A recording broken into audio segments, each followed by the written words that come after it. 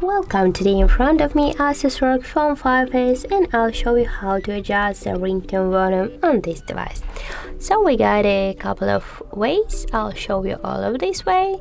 The first is just go to the settings and tap here on the sounds and vibration section, and as can you see, we got here the ringtone and notification section. Now just to change the ringtone volume, swipe these blue dots with your finger to the left or to the right side.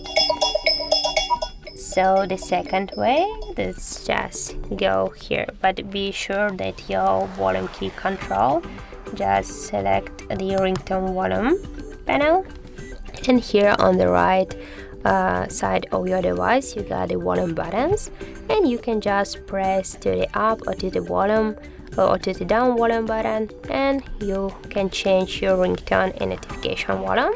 And the third way, that just when you just press your one from your volume buttons, you can see here the settings icon.